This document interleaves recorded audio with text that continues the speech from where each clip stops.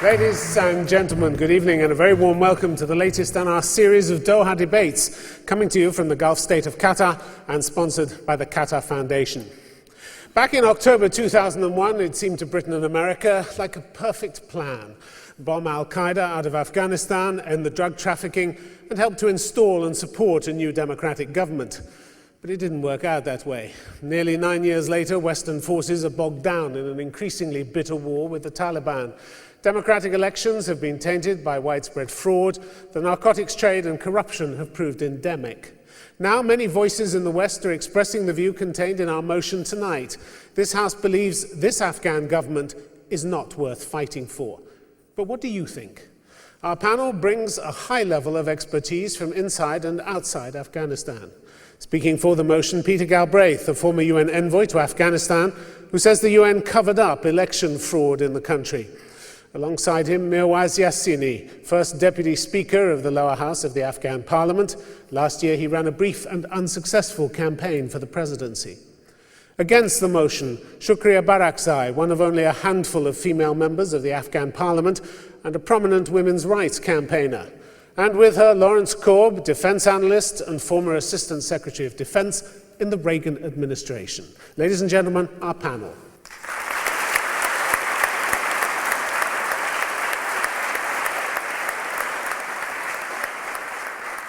So now let me call first on Peter Galbraith to speak for the motion, please. Thank you. President Hamid Karzai has been in office in Afghanistan for 8 years. And those 8 years have been characterized by ineffectiveness, toleration of corruption, a deteriorating security situation. And this year, he begins a new term in office as a result of an election that was massively fraudulent. Of the 3 million votes that were cast for Hamid Karzai in the last election, EU monitors say that at least 1 million were phony. Based on my experience with the United Nations, monitoring and supporting the elections, we noted that in parts of the country, including Kandahar, the second largest province, fewer than 10% of the people actually voted, while returns were reported in the range of 30% for Kandahar city, up to over 100% in some of the outlying districts. Now, a government that is corrupt, ineffective, that cannot manage the security situation is one that does not merit support. One that is in office by fraud is one that does not merit support. But my argument does not depend on the rights or wrongs of the Karzai administration. Rather, it depends on the prospects for success. The United States and its allies are engaged in a counterinsurgency campaign in Afghanistan. For that counterinsurgency campaign to work, the United States and its allies need a credible local partner. When U.S. and allied troops go into a district, it can clear the district of the Taliban. But then it needs Afghan army to provide security, Afghan police to provide law and order, and most importantly, an Afghan government that can provide honest administration, public services, and that can win the support of the people. Peter Galbraith, thank you very much indeed. The logic of your position seems to be that you want the troops to leave until there's a government that is more acceptable to NATO. Is that right? No, but I don't believe that sending additional troops makes sense. Remember, troops... But you want them to keep fighting, the troops that are there. I think there are things that can be done in parts of the country that to keep the situation from getting even worse. But by staying and fighting, they're supporting the remit of the Karzai government, aren't they? They're reinforcing the remit of that government. No, I think, and this motion, I think it's very important. This motion is not saying that Afghanistan is not worth fighting for. No. The motion is that this House believes that this government, the Karzai government, is not worth fighting for. But there is no other government. Well, and in those circumstances, additional troops, as part of a counterinsurgency strategy, which involves having a credible local partner, cannot accomplish their mission. But this is the government, however ineffective, however corrupt, however it fails to meet your expectations or the expectations of the West, it's the one they voted for, albeit there was massive fraud. But President Karzai would have won anyway, wouldn't he, even if there hadn't been fraud? Tim, you cannot say that a government that is in office by massive fraud is a legitimate government. And this is not an issue. Would he have lost the election? This is not an, Would he have lost the election? Possibly. We don't know. What we know is that the election commission that he appointed helped perpetrate a fraud in which there were at least 1 million phony ballots. But what do you expect in a country which has gone through what Afghanistan... It's hard enough to get a fair election in the United States, This is condescending toward the people of Afghanistan. That people of Afghanistan are capable of holding elections, and in fact, parts of the campaign, of the election campaign, were very impressive. What I'm opposed to is a military mission that cannot be achieved. Remember, these are young men and women that are putting their lives at risk. This is an enterprise that is costing tens of billions of dollars. And if the mission cannot be accomplished because there isn't a credible partner, because the partner is seen as illegitimate, not just internationally, but by a large segment of the Afghan people. Peter McGalbraith, thank you very much indeed. Could I ask now, please, Shukria Barakzai to speak against the motion? Thank you very much. Good evening. Thanks God that the legitimacy of Afghan government is not coming from the address of Mr. Peter Galbraith, a former deputy envoy from the United Nations for Afghanistan. It's coming from the Afghan vote. It's coming from the Afghan population. It's coming with the international identity, which is they sent the congratulation messages for the Afghan people and Afghan president. At the meantime, he is legitimate. Not only once, 3 times President Karzai got legitimacy. Number one, when it was during the 8 years, as you mentioned, when it was a temporary Loy-Jirga, he got vote. The second time, first presidential election, which is Afghans practicing democracy. And the second was the second election, which is everybody just only talking about the fraud on election.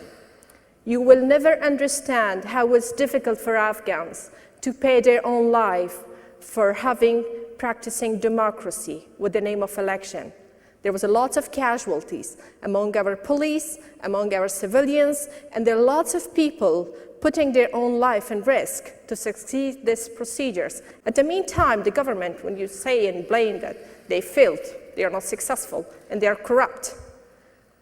Over the 5 million refugees right now, over the 5 million, 3 million are in Afghanistan right now, which is they come from Iran and Pakistan, Afghans living abroad.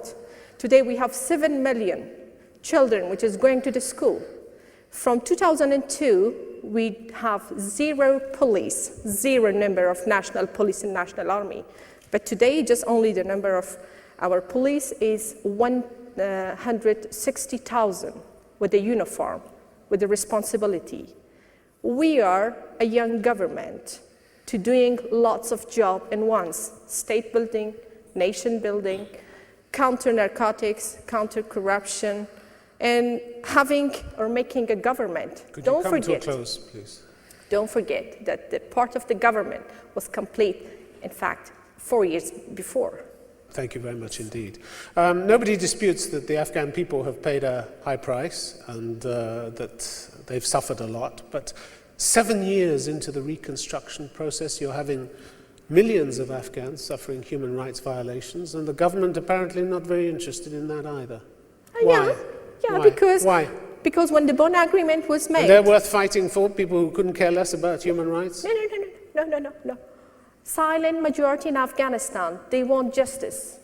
We want access for the justice. We want the implementation of human rights. Amnesty International says many Afghans are expressing frustration and anger at the Afghan government's apparent indifference towards human rights, the blatant impunity of those suspected of serious human rights violations and war crimes, lack of accountability for government personnel. And you think the mothers of Western soldiers should send their sons to protect a government that has no interest in human rights violations I'm sure those lives which is they are paying in Afghanistan, we really appreciate and deep condolences with their own family, which is their young But a girls government and that boys in allows Afghanistan. these things to go on and shows no interest in correcting them is worth foreign armies dying for? I do believe, first of all, they come for their own national security in Afghanistan. We suffered before 2001 as well, but no one listened to us. And why a president who releases drug dealers? He released five major drug dealers last year. Why? If he's interested in correcting the situation, why is he releasing drug dealers? What's the point of having a military operation? Show me at least 5 drug leaders which will be arrested in international market. If they cannot control their own street from the drug supply for their own young, how they can ask us to control over our country from not having opium? I'm against that. Okay, thank you very much indeed. Now please let me ask Mirwaise Yasini to speak for the motion. Bismillahir Rahmanir Rahim. Thank you very much for having me in Doha Debates. Well, I would like to begin. Political phrases cannot be abstractly translated or interpreted. I would like to make a differentiation between the process, the democracy, people of Afghanistan, and the government. Indeed, the current government is ineffective. There is no doubt. That is a failed government, and we cannot go with this government as it is since 2001. There is no security, there is a corruption, there is no reconciliation, there is no services for the Afghan citizen, and particularly everything on the democracy remained just a slogan. We did not work on the democracy or for the democracy, but we in due course slaughtered the democracy by introducing the false and fraudulent election to the Afghan. So we are establishing a very dirty precedent from the point of democracy for the Afghan future. I would like to say that some part of the government is functioning. The international community should work for those parts which is functioning, but we have to have a very close eyes because the international community in the Afghan citizens are sailing the same boat. Even it does go beyond our borders to the neighbors into the region. So if cannot be improved, we cannot afford the failure, and the failure is there with the current Afghan government. You say democracy is just a slogan, Mirwaise Yasini, but it enabled you to take part in presidential elections in a region where there have been precious few elections. You didn't win, but you were able to take part. Isn't that an achievement? That happened under this president's watch. Well, we are establishing democracy in Afghanistan. Yeah. A bad and worse start is good. And a large number of Afghans feel that things are getting better. The latest poll, BBC, ABC poll, says 68% think it's getting better. We are hoping to be better. I'm also hopeful that things will get better, but it does not mean it is going correct. Would you have done any better on corruption? Well, I'm sure. You've been president? If I've been president, my first action will be just to work on corruption, just to stop the corruption. Easy to say. I wanted to see what you'd do about corruption, so I had a look on your website, and it says, in my government, the law of the land will be supreme. Brothers and relatives officials won't be able to sign agreements and get lands. The parliament and judiciary will be independent. Easy to say. How are you going to bring all that about? Well, I would like to start... You were short on methods. I would like to have started for myself. I would have not let my brothers just practice everything for them. Trade, monopoly, oil, and just appointing the governors. I would not have done, and I would not have let my brothers to be in my government more powerful than myself. And one of the big achievements, surely, of President Karzai in his time in office is that he doesn't have it all his own way. As we've seen in the last couple of weeks, he has a parliament that can reject his ministerial appointments. That is also a sign of democracy. That's not a slogan either, is it? Well, we have to go for... So give the man some credit. Maybe that's worth fighting for. Well, I mean, the government did not... Lately, the government did not interfere in the parliament. We are not discrediting, and we have to go good. It's a little more than not interfering with the parliament. It's part of a democratic process we're seeing in action, there were deals inside the parliament, in the parliament world. Well, there are deals inside every parliament, aren't there? But those deals, sometimes the deals are legal and according to democratic rules, but sometimes it does go beyond the limits of the democracy. Yeah, but give him some credit. It's a recognizable process. Well, we will, for the last cabinet rejection that the government did not interfere in the parliament, and he sent his second batch, hopefully he will not interfere again in the parliament. Right. And we have to credit the government in the minister, in some of the minister for something's worth fighting for. Yes. Mirwaise Yasini, thank you very much indeed. Now let me please ask Lawrence Korb to speak against the motion. Thank you very much, Tim.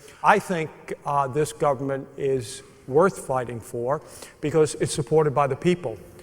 Tim mentioned the latest poll that was done not just by BBC, but also ABC, an American company, and a German company. And if you look at that poll, the vast majority of people in Afghanistan think the government's on the right track. They're satisfied with the results of the recent election, and they trust President Karzai to improve security and economic conditions. And nearly 80% have a favorable view of the International Security Assistance Force. It's also better than the alternative. Only 7% of the people in Afghanistan support the Taliban. Only 4% want them back. 58% think that the Taliban is the great threat to the future of Afghanistan, and 70% are very glad that the international force got him out of power. Remember, when we talk about government, it's not just Karzai. It's been mentioned earlier that you have a parliament. And I think it's a great step forward that the parliament turned down 17 of the 24 cabinet appointees that President Karzai set up. You also have the beginning of a civil society. You've got a free press. Does it have a lot of problems? It does. But a lot of the problems are caused by, and I'll speak primarily for the United States, we went in without thinking about what the long-term goal was going to be. We partnered with the warlords. And then, of course, we left them in power. President Karzai had to deal with them. I'm very confident that with the increased troops, not only from the United States, but with the International Security Force, International Security Assistance Force, we can get the security situation under control. And I think then that you'll begin to see the government improve. Final comment, remember that not every government is perfect. If you look at the Freedom House Index, and you'll see they rank democracies. One of the countries they rank high as a democracy is the Philippines. They also rank them very high when it comes to corruption. Thank you. Lawrence Korb, thank you very much indeed. We always hear that America goes to war to protect its values abroad, to fight for its values. I'm wondering what values are embodied by a government that allows millions of people's human rights to be violated and is seemingly indifferent to that fact? Well, what values are you protecting there? The United States obviously wants to uphold its values, but as you can go back to the Second World War, we had to partner with the Soviet Union to defeat a greater evil in Nazi Germany, and here I think we're partnering with this government to defeat. But that was hardly a fledgling government, was it? It was. The Soviet Union had been around for a long time. But you're talking about our values that we uphold, but basically when you have to do things, it's a complicated issue. It's a complicated issue, but if you're fighting for this government, what's the message to the rest of the world? That you'll support any old human rights abuser as long as it's your human rights abuser? The message is that this government has to clean up its act because it doesn't have a blank check, and that's why I'm very happy that President Obama, when he had the troop increase, also talked about a deadline to begin getting out, and basically saying if you don't shape up, then we're going to have to reconsider. But it starts to sound a little bit lame, doesn't it, after a while? You keep on repeating that. The narcotics trade keeps on flourishing, corruption, no sign that the judiciary or the police were seeing any improvements there whatsoever. How long are you going to go on? You say it's not a blank check. I think we've finally given it the attention that it deserves. The Bush administration was of a dereliction of duty when it came to Afghanistan, not only not sending enough troops, but not providing the aid that they promised. Isn't the danger, though, continuing to fight for this government becomes counterproductive? You stir up extremists, you get new recruits to again, Al-Qaeda. I think if you Your drones kill a lot of civilians, don't they? I think if you ask the Afghan people, they're very much in favor of what the United States and its partners are doing. All right, Lawrence Korb, thank you very much indeed. Well, we're going to throw this issue now open to the audience. The motion, this House believes this Afghan government is not worth fighting for. We're going to take some questions. The gentleman in the front row, you, sir, please. Thank you. I'm from Bangladesh, and my question is to the two of you who are against the motion. Why aren't you saying, isn't there more resistance against foreign troops? Why don't you speak up and say, we don't want foreign troops coming up. We are against the surge. That voice is not coming out. For sure, Afghanistan never want to be host long for foreign troops, any troops from any country. This is the history of Afghanistan. This is our nature. But right now, for the time, till we are a little baby, till we want to stand on our own feet, we need him, unfortunately, if we like or not. At the meantime, let me say another thing.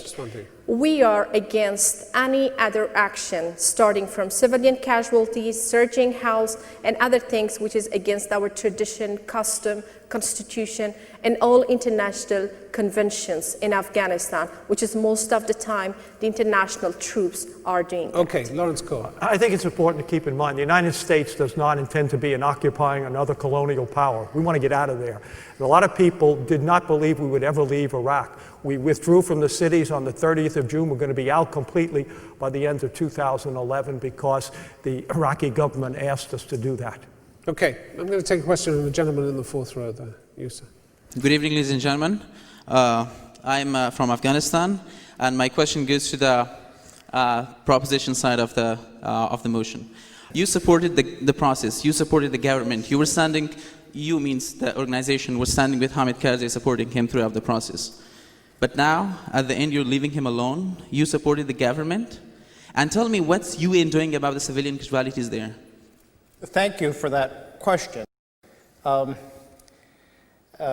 United Nations engaged in its own severe dereliction of duty in Afghanistan. It was charged by the Security Council to support the Afghan electoral institutions in the holding of honest elections. And it simply gave, the head of the mission, simply gave a blank check to the Afghan electoral institutions. The Independent Election Commission was the body that carried out the fraud. In every instance where fraud took place, its staff was in one way or another complicit. I disagreed with the head of the mission. I said that the UN had a responsibility to promote honest elections. At various stages in this process, I tried to take steps to have honest elections, including to close polling centers where there were going to be no voters, the so-called ghost polling centers, and to get the Election Commission to stay with its procedures. In the end, there were protests against me from the Afghan government, and I was removed. And since I was removed, I have been speaking out about the problem. Okay, you want to come back on? What I have heard, you were not removed. You said yourself that you just resigned. That you had some problems. Let me just put an end to that. I did not resign.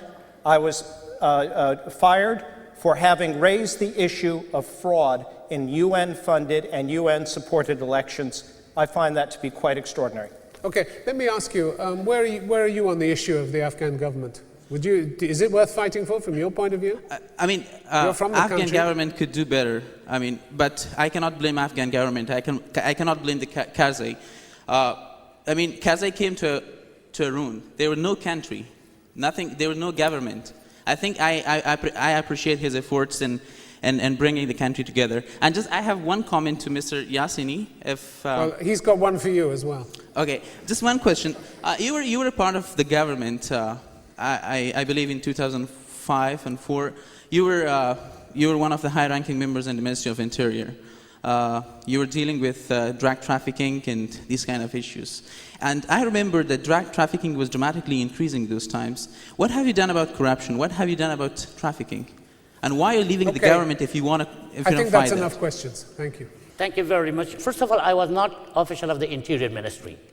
I was in charge of the Counter-Narcotics Policy Division. Yeah. And at that time, if you go back, you're very right in dating. But there's a little bit misunderstanding that the opiate at that era was down, 25% decrease was made when I was director of the counter-narcotic in Afghanistan. So you're saying you did a good job? So why didn't you stay in the government if you were doing a good job? Pardon? Because we needed you in the country. Why didn't you stay in the government? Well, you went to the parliament and you started an opposition against the government? I did want to go to the parliament to be the true voice of the people, and I achieved it. I've decided, and the people encouraged me to go and leave the government in that shape which it was going, and I couldn't take that responsibility if the government is run since 2004, 2005, up to now. Okay, I'm going to take another question from the gentleman in the third row there. You, sir. Good evening. I'm the ambassador of the Islamic Republic of Afghanistan here in Doha. My question actually goes to Mr.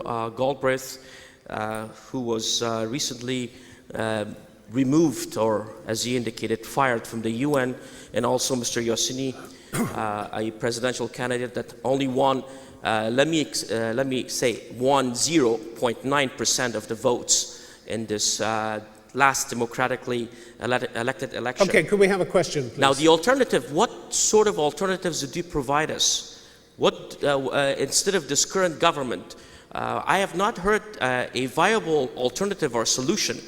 Okay, Peter Galbraith. Mr. Ambassador, I think that you've raised a very good point. One possibility would, of course, be to rerun the elections. That would require a genuinely independent election commission, and it's hard to see how that might take place. But there is an alternative in Afghanistan of having a loya jirga, which might in the end be able to produce some power sharing arrangements. Part of the problem in Afghanistan is you have one of the world's most diverse countries, both ethnically and geographically, and yet one of the world's most centralized political systems. It doesn't work. So as an alternative, and this has been proposed by Afghans, and it's a decision I want to emphasize for Afghans, not foreigners to make, but one alternative would be to have power sharing, as exists in many countries, with a prime minister and cabinet chosen by the parliament, and with elected local government on the provincial level with real powers, legislative and budget powers. Would you like to reflect on that? He's telling you that your government isn't worth fighting for, Mr. Ambassador. Well, we have to understand the contextual constraints right now in Afghanistan. Holding a loya jirga, I think at this moment it's null and void. Realizing that almost 6 million people went to the voting booths and voted. So this is your perspective and that's your opinion. The stats you've given me, I can reject those stats. 6 million people didn't vote. I mean, at least 1 million, probably more of those votes were fraudulent. Okay, I'm going to go back to, there's a lady's hand right up there. You've had your hand up for a long time. So I'm originally from Afghanistan, and like a lot of people, I think the only hope for my country is democracy. Considering Western democracies, which took centuries to establish themselves, shouldn't we give Afghanistan more than 5 years to establish its democracy? Mirwaise, Yasini. First of all, ages are needed to establish the democracy in Afghanistan. But your concern and my concern and the concern of the Afghans are that we just establish a good democracy. The foundation has to be solid. The foundation has not to be fraudulent. And I completely agree that we have to give it time, but when we begin and when we move, in the very beginning steps, it has to be very transparent and clean. And I do agree with you. Thank you. Okay, Shukria, Barakzai. Yeah. I agree with you there. Democracy is not a product, it's always process. And this process needs decades, generations. And we are... Why does it have to have decades and generations? Why? How long takes democracy for your country to be established? Well, the world was in a very different state then. It's not different. The world's much more connected it's the now. Same. It's the same. It's the same. How long it takes for the United States to establish democracy, to having state? I think you're selling the Afghan people short. The Afghan people are fully capable of democracy. The issue in this election was not about whether Afghans could have democracy. It was whether the votes could be counted honestly. I'm really and sorry. That's very simple. You're sticking with the election. But when I'm talking about democracy, it means equal rights, freedom of expression or free press. It means rule of law, the implementation of human rights, equal access for justice, delivering social service for the people, having, let's say, freedom for political parties.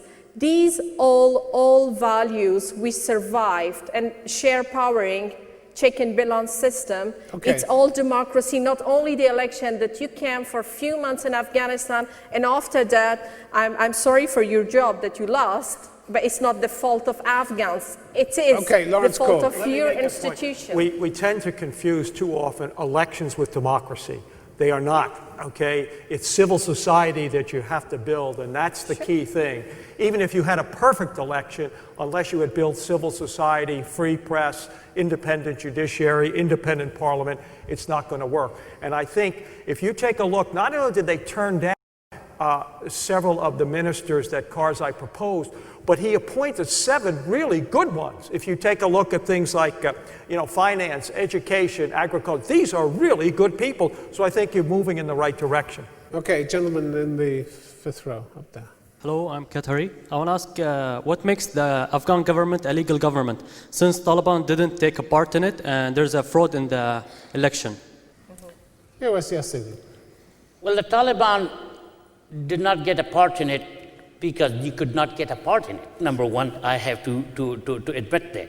We're looking since ages, and still there is a slogan of reconciliation. Nobody did bother about the reconciliation with the Taliban. We don't have any institution.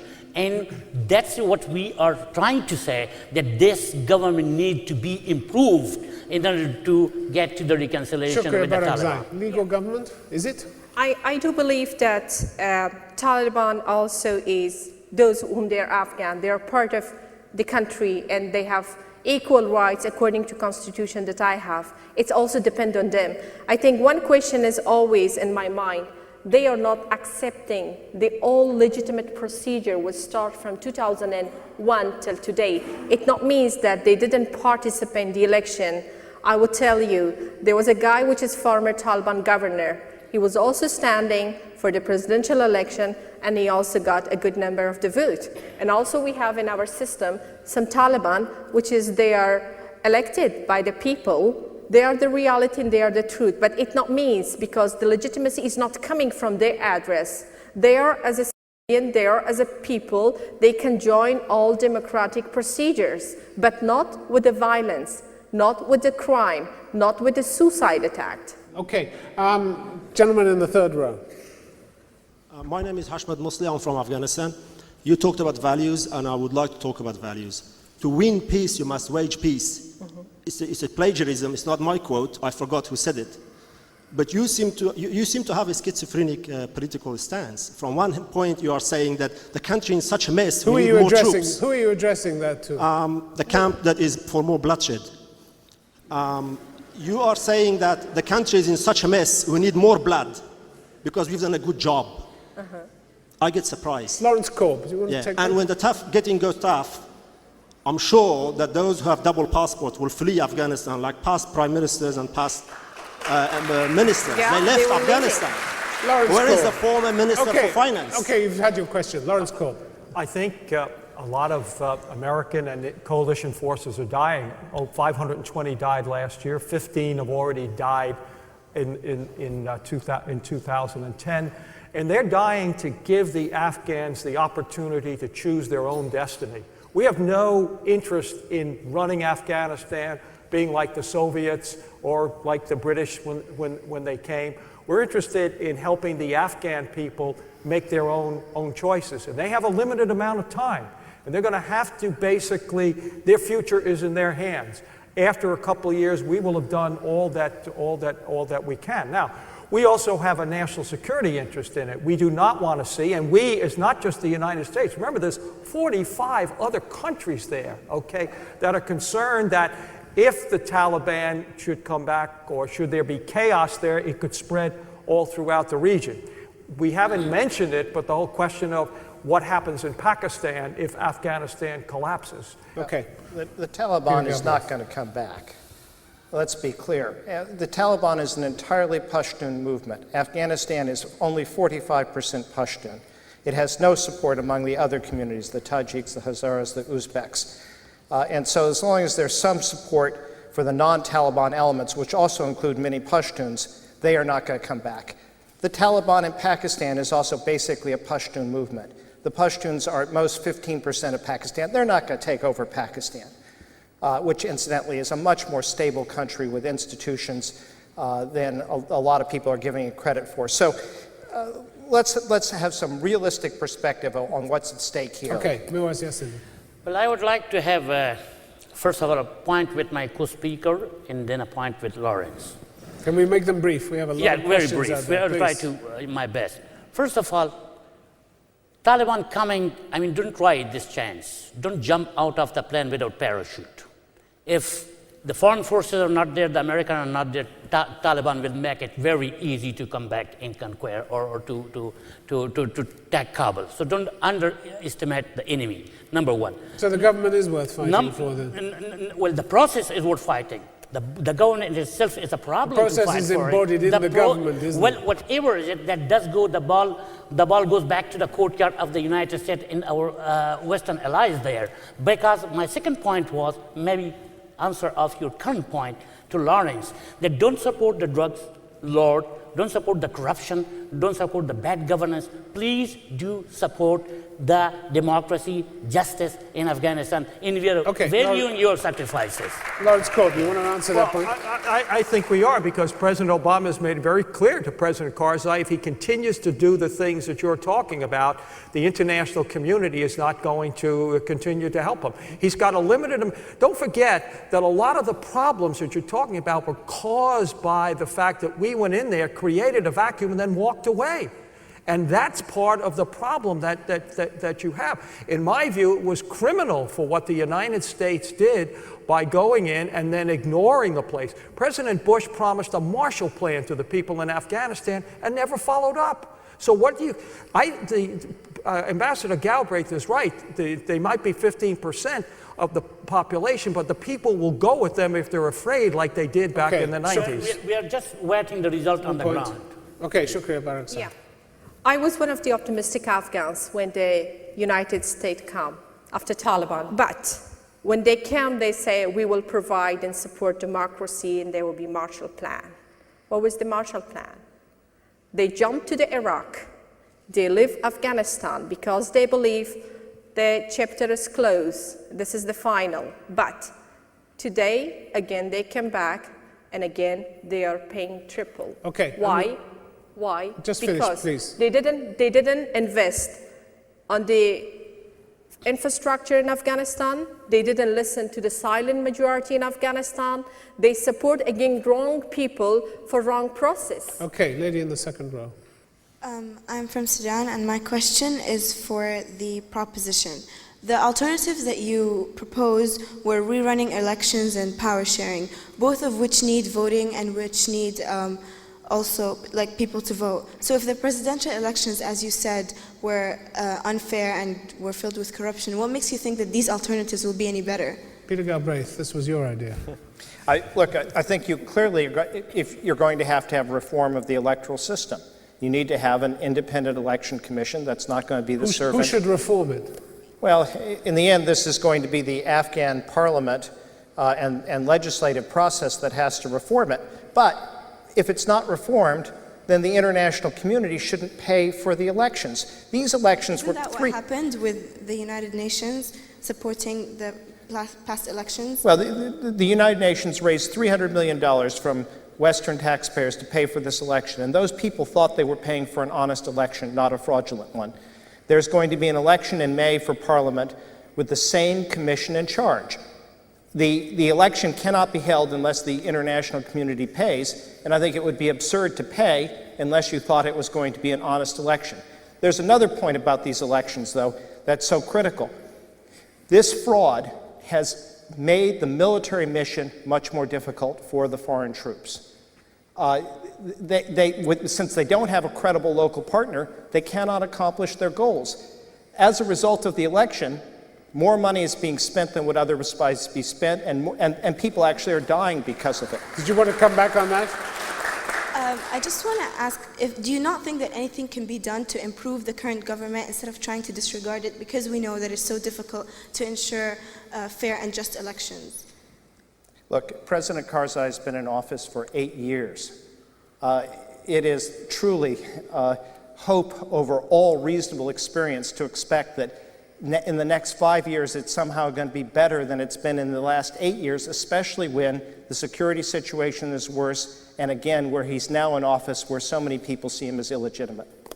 Yeah, but it's not the people maybe like you, but the Afghan people don't see as illegitimate. But the Afghan people didn't vote for him. Well, but in the polls they say that. I'm sorry, but an election is a poll, Lawrence. No, it's a more election is more important than a poll. Election is more. If you were afraid to vote because the Taliban might kill you, that makes it very difficult to vote. And then if you take a look at that wasn't the problem. The problem was that the was people part of the manufacturing problem. votes. That was part of the problem because in the areas they control, which normally would have supported Karzai, the people couldn't get to the polls, and they were afraid to go there. They weren't allowed. The corrupt officials didn't even permit the polling places to exist. I mean, they just manufactured the votes. In certain areas they did, but massively, not in all of them. Millions of them. No, they didn't. Look at Let me remind Shurba. Mr. Galbraith, as I mentioned at the beginning, that this is not the first time that Karzai was been elected. This is the third time, not one. This is the third time. Before, during the transitional term, the second, first presidential election, and the third was that time. The second election was the first election was a UN-run election and was reasonably fair. This election was run by the pro-Karzai Election Commission and was massively fraudulent. And there was every reason to expect that the Afghan people had become disillusioned with Karzai. We estimate, based on what the Election Commission, Complaints Commission staff tell me, that Karzai's real vote was about 41%. I'm sorry, there's a difference between 35%. talking about the Election Commission. I agree with you. I don't like them too. But when I'm talking about the people, like them, but they what's went the point to the in polling having another station. election when they're in charge? If they're already discredited, another People election are with them going in to the charge. polling station. This is the people of Afghanistan. The Election Commission, if they was pro-Karzai, why they announced the second round election? Because you dropped millions vote, 30% Karzai vote, you say it's about the fraud, and 20% Dr. Abdullah, you say it's a fraud vote. Even you add Ramazan Bashir, those also 20% the vote is just fraud. But there's a question.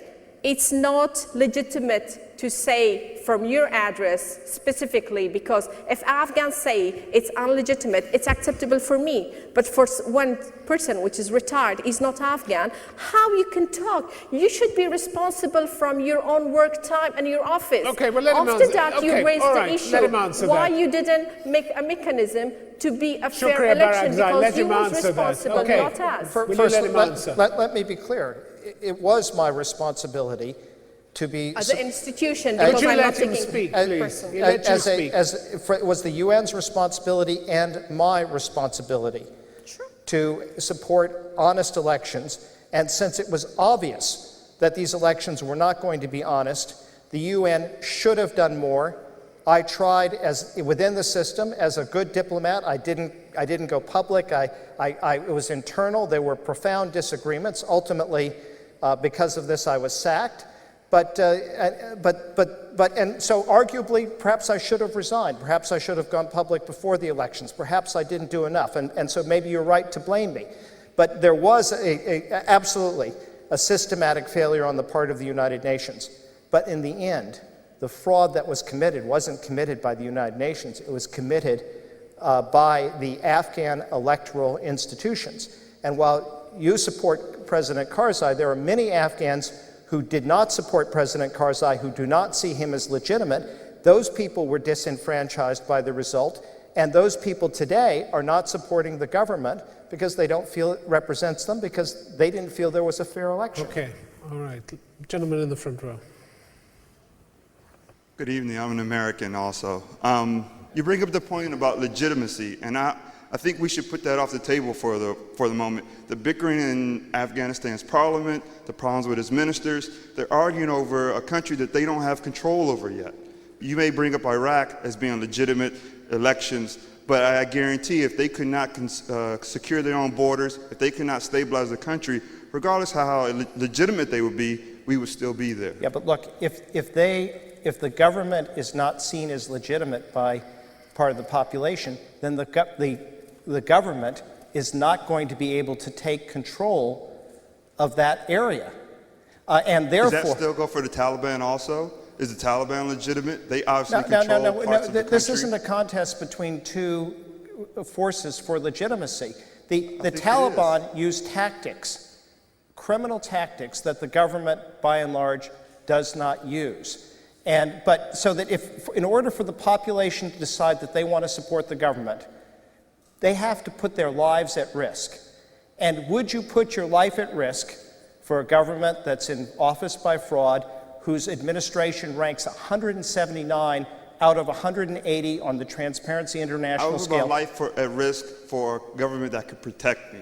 Whether they're legitimate or not, the government that can protect me. But if your government is ineffective, which this government has also been over 8 years, you're not going to risk your life to align with that government. Okay. And that's at the root of the problem. Okay, all right. Shukria, Barakzai. Security, from my point of view, is not only physical security. We always should think about human security, which include physical security, mental security, delivering social services for the people, access for justice and stuff like that. These are important. But government try. Having security, it's quite difficult. Right now, Pakistan government with 500,000 soldiers cannot survive their own people life. How, as a mature state, as a state which is not a post-conflict or conflict going on, as a state which is, they are not facing those problems which is we are facing today. If American wants to ask the state government about what's happened to their Trade Tower in 2001, it's not the lack of capacity from the government. Sometimes something is just going to happen.